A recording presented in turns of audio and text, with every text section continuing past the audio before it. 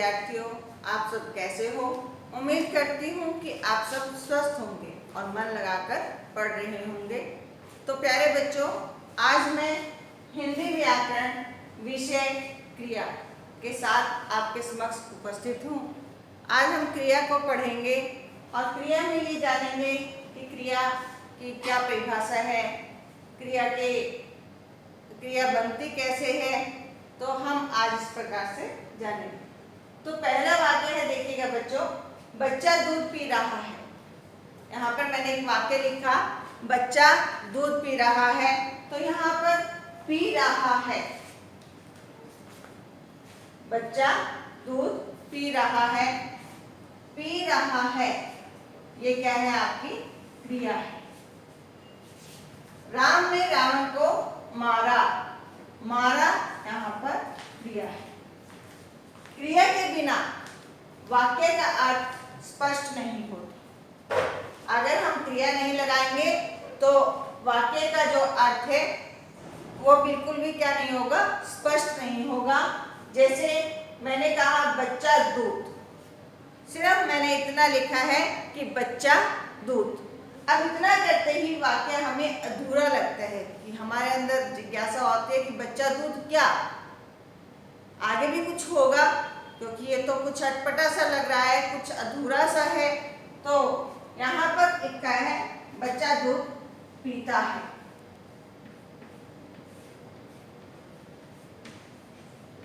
बच्चा दूध पीता है, ये क्या है? हमारी यहाँ पर क्रिया है। ये क्या है? क्रिया।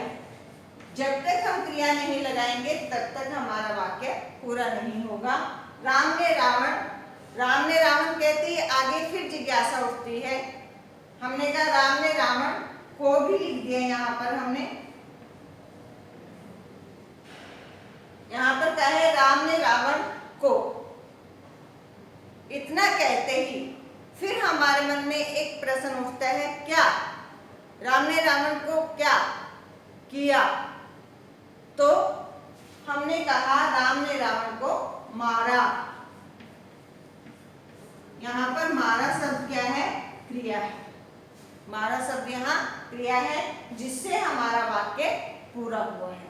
इससे ही हमारा वाक्य क्या हुआ? पूरा। तो हम जब वाक्य बनाते हैं, वाक्य में हमारी क्रिया प्रयोग में आती है। अगर क्रिया का प्रयोग नहीं करेंगे तो हमारा वाक्य अधूरा माना जाएगा। इसी प्रकार क्रिया लगने से इन वाक्यों का अर्थ स्पष्ट हो गया।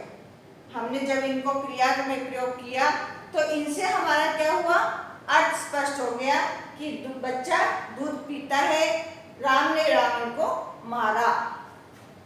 अब इससे हम समझते हैं कि हमारे पास क्रिया का होना भी, वाक्य बनाते समय क्रिया का होना भी बहुत जरूरी है। अब क्रिया की परिभाषा देखते हैं। जिस शब्द से किसी कार्य के, किसी काम के करने या होने का पता चले, हमें जिस शब्द से किसी कार्य के या काम के करने या होने का पता चले उसे हम क्रिया कहते हैं। ठीक है? जैसे पढ़ना क्रिया हो गई, लिखना क्रिया हो गई, खेलना क्रिया हो गई, दौड़ना, खाना, सोना आदि। समझ में आया बच्चों कि क्रिया क्या है? जब हम किसी काम को कर रहे हैं या हमने कोई काम किया है, उसे हमने क्या कहा है?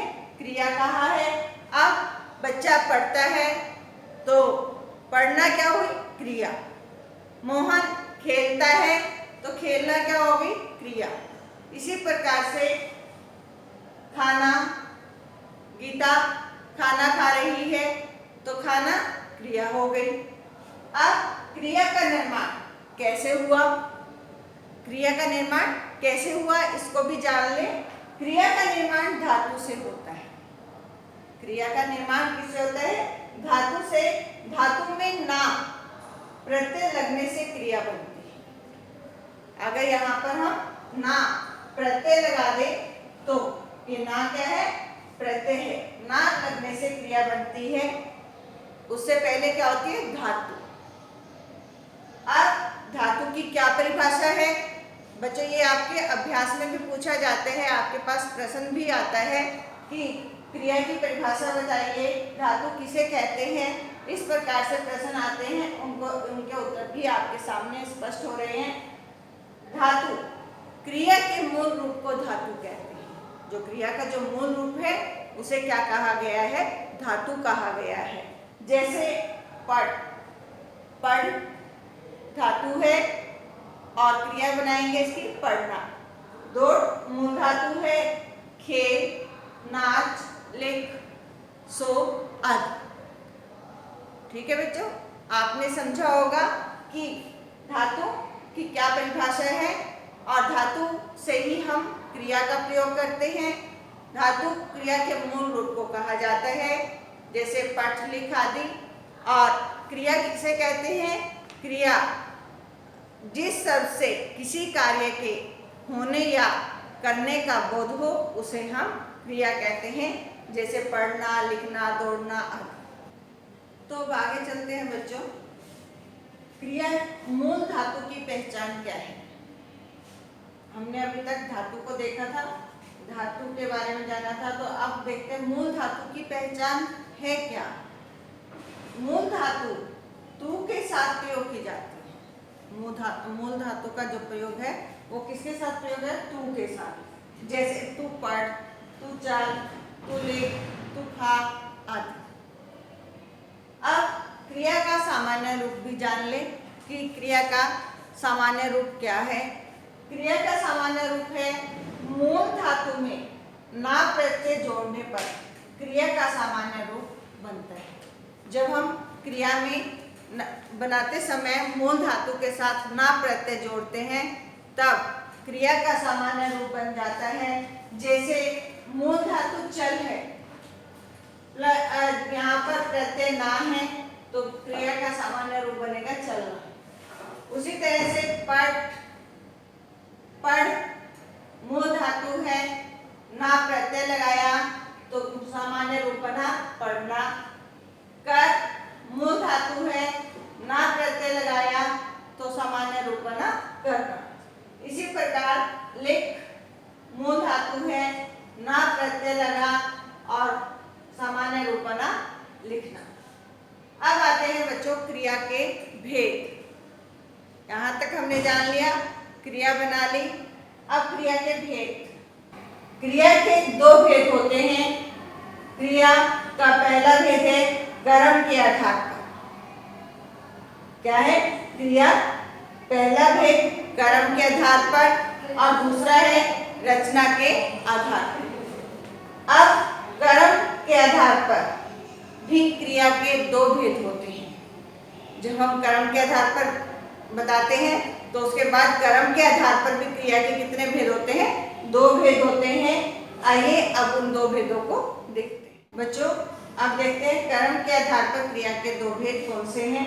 पहला है अकर्मक क्रिया और दूसरा है सकर्मक क्रिया। अकर्मक क्रिया क्या है, आइए इसको भी जाने। अकर्मक क्रिया का तात्पर्य है कर्म के बिना अर्थात कर्म रहित। जब हम कोई भी कार्य कर्म के बिना करते हैं उसमें क्या है कि क्रिया का सीधा संबंध किससे होता है, कर्ता से। क्रिया का सीधा प्रभाव किस पर पड़ता है, कर्ता पर, तब वहाँ पर अकर्मक क्रिया होती है।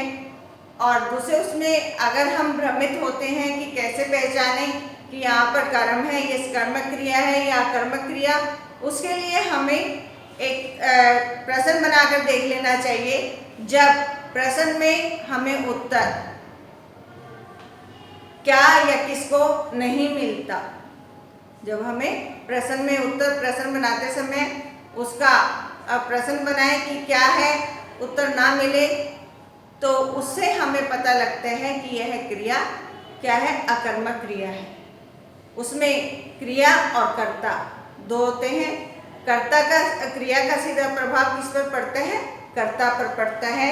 जैसे यहाँ पर बताया गया है रमन हंसता है। अब मैं इसका प्रश्न बनाती हूँ, रमन क्या हंसता है, तो क्या से मुझे यहाँ पर उत्तर नहीं मिल रहा, केवल पता लग रहा है कि रमन हंस रहा है, रमन हंसने की क्रिया कर रहा है। क्रिया का सीधा प्रभाव कहाँ पड़ता है, रमन पर। कौन हंस रहा है, हम दूसरे शब्दों में देखें तो अगर हम प्रश्न बनाएं कौन हंसता है तो हमें उत्तर मिलेगा रमन हंसता है। कौन लगाने से अकर्मक क्रिया का प्रयोग होता है।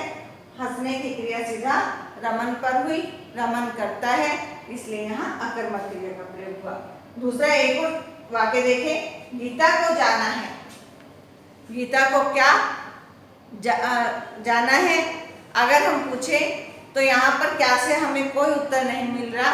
सीधा अगर पूछे किनको जाना है तो हमें उत्तर मिलता है गीता को जाना है। तो बच्चों, जब क्रिया का सीधा संबंध कर्ता पर पड़ रहा हो तब अकर्मक क्रिया का प्रयोग होता है। कुछ प्रमुख अकर्मक क्रियाओं को भी जान ले, जैसे सोना, जीना, हंसना, चमकना, मरना, चलना, लजाना, बढ़ना, जागना आदि। तो इस प्रकार बच्चों ये आपकी अकर्मक क्रिया है। आपको पता लग गया होगा कि किस प्रकार हमें अकर्मक क्रिया की पहचान करनी है। आपके पास प्रश्न पूछा जाए कि जैसे गीता को जाना है या गीता सो गई, तो सोने की क्रिया कौन कर रहा है, गीता कर रही है। वहाँ पर सीधा क्रिया का प्रभाव कहाँ पड़ रहा है, सीधा गीता पर। अब हम प्रश्न बनाकर देखें, हम बहुत कंफ्यूज हैं, भ्रमित हैं हम कि यहाँ पर कर्मक क्रिया आएगी या अकर्मक आएगी। तो हमें एक प्रश्न बनाकर देख लेना है कि कौन सो रहा है, गीता सो रही है। कौन से हमें भी बोध हो जाते हैं कि ये अकर्मक क्रिया है। अगर दूसरे रूप से हम जाने कि गीता क्या सो रही है तो हमें उत्तर नहीं मिलेगा। गीता क्या सो रही है तो कोई वाक्य नहीं है कि गीता के साथ कोई कर्म ही नहीं हो रहा है, वो तो सीधा क्रिया कर रही है सोने की, तो यहाँ पर इसलिए अकर्मक क्रिया का प्रयोग हुआ। तो बच्चों ये थी अकर्मक क्रिया। अब जानेंगे स्कर्मक क्रिया। स्कर्मक क्रिया, स्कर्मक क्रिया से तात्पर्य है कर्म सहित या कर्म के साथ। तो इसकी परिभाषा है जिन क्रियाओं में कर्म की जरूरत होती है उन्हें स्कर्मक क्रिया कहते हैं। जैसे अक्षय ने अजय को पत्र लिखा। अक्षय ने अजय को पत्र लिखा। यहाँ पर अजय को किसको पत्र लिखा, अजय को पत्र लिखा। तो यहाँ पर हमारी क्रिया हो रही है अजय को पत्र लिखने की, तो ये स्कर्मक क्रिया है। दूसरा है रवि खाना खाता है। तो यहाँ पर खाना क्या खाता है, खाना खाता है, तो यहाँ पर भी स्कर्मक क्रिया का प्रयोग हुआ। अगर दूसरे शब्दों में कहा जाए कि जिस क्रिया का फल कर्ता पर न पड़कर कर्म पर पड़ता है। स्कर्मक क्रिया की पहचान, इसमें क्रिया से पहले क्या अथवा किसको लगाकर प्रश्न किया जाता है और उस प्रश्न का जो उत्तर मिलता है वह कर्म हो तो समझें कि यहाँ पर स्कर्मक क्रिया है। जैसे कहा है कि अक्षय ने अजय को पत्र लिखा। हम प्रश्न बनाते हैं यहाँ पर अक्षय ने किसको पत्र लिखा, तो किसको कहते ही हमें आंसर मिल रहा है अजय। किसको कहते ही हमें आंसर मिल रहा है कि अजय को, तो इसलिए यहाँ पर ये स्कर्मक क्रिया हुई। आप दूसरा वाक्य देखें कि रवि खाना खाता है।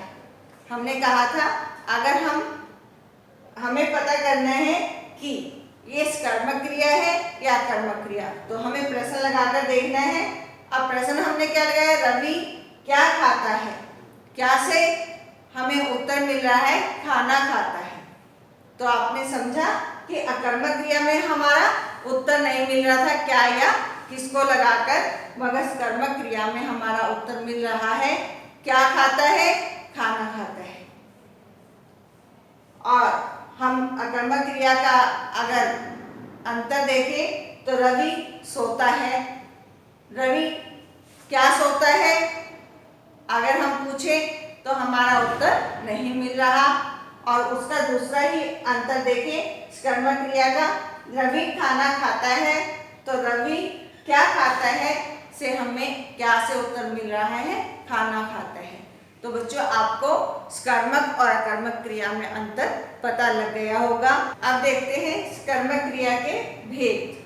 कर्मक क्रिया के 3 भेद होते हैं। पहला है एकर्मक क्रिया, दूसरा द्विकर्मक क्रिया और तीसरा है अपूर्ण क्रिया। पहले तो हम 2 भेदों का ही वर्णन करते थे, अब तीसरा भेद भी आ गया है अपूर्ण क्रिया। एकर्मक क्रिया, एकर्मक क्रिया क्या है इसको भी जान ले। एकर्मक क्रिया जिस क्रिया में केवल एक कर्म पूरा होने का पता चलता है कि इसमें एक कर्म है और वो पूरा हो रहा है, उसे एकर्मक क्रिया कहते हैं। जैसे देखें धोनी क्रिकेट खेल रहा है। अब धोनी क्या खेल रहा है, क्रिकेट। यहाँ पर एक ही कर्म आ रहा है, यहाँ इसलिए इसे कहा गया है एकर्मक क्रिया। जिसमें केवल एक ही कर्म का प्रयोग होता है उसे हम एकर्मक क्रिया कहते हैं। दूसरा वाक्य देखिए, रजत आम खाता है। रजत क्या खाता है, आम। यहाँ पर भी क्या है, केवल एक ही क्रिया का प्रयोग हुआ है, क्या से हमें उत्तर मिलता है, आम। तो इसलिए यहाँ पर एकर्मक क्रिया का प्रयोग है। अब देखते हैं दूसरा द्विकर्मक क्रिया। द्विकर्मक क्रिया में कहते हैं कि जिस क्रिया में 2 कर्म हो, अर्थात द्विकर्मक क्रिया का अर्थ है 2 कर्म वाला, जिस क्रिया के 2 कर्म होते हैं उसे द्विकर्मक क्रिया कहते हैं। जैसे किसान ने पौधों को पानी दिया। अब इसमें 2 कर्म हैं, हम 2 बार क्वेश्चन हमारा मिलता है। यहाँ पर किसान ने किसको पानी दिया, किसको से हमें उत्तर मिल रहा है, पौधों को। किसान ने पौधों को क्या दिया, फिर क्या से मिलता है, पानी। इसलिए यहाँ पर हमारे 2 कर्म हो रहे हैं और उसे इसलिए द्विकर्मक क्रिया कहा गया है। दूसरा वाक्य देखिए, दादाजी ने नेहा को कहानी सुनाई। पहली क्रिया, दादाजी ने किसको कहानी सुनाई, नेहा को। पहली क्रिया हो गई, कर्म हुआ पहला। और दूसरा, दादाजी ने नेहा को क्या सुनाई, क्या मिलते ही हमें उत्तर मिल रहा है, क्या कहते ही उत्तर मिलता है, कहानी सुनाई।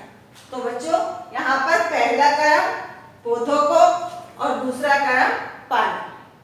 तो यहाँ पर 2 कर्म हुए और दूसरे वाक्य में भी नेहा को पहला कर्म और दूसरा कहानी।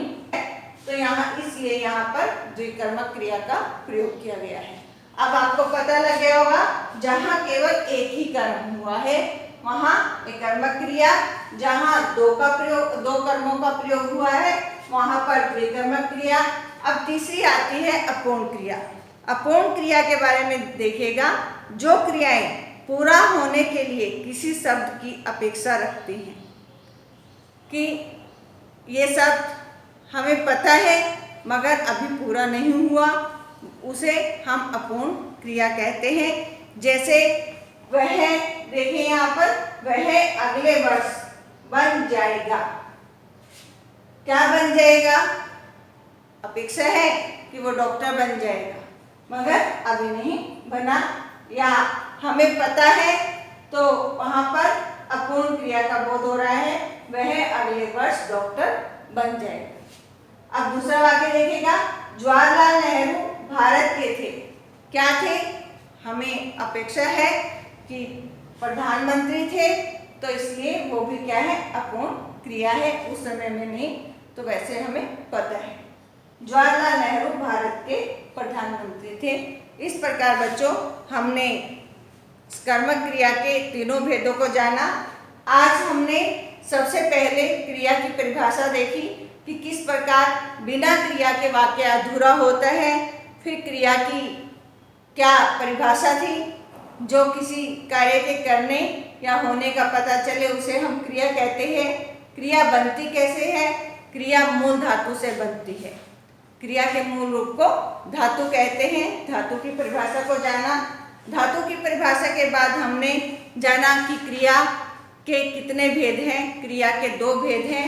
एक पहला कर्म के आधार पर क्रिया का भेद, और उसके बाद जाना कि रचना के आधार पर क्रिया का भेद। अब पहले हमने आज किया है कर्म के आधार पर क्रिया के भेद।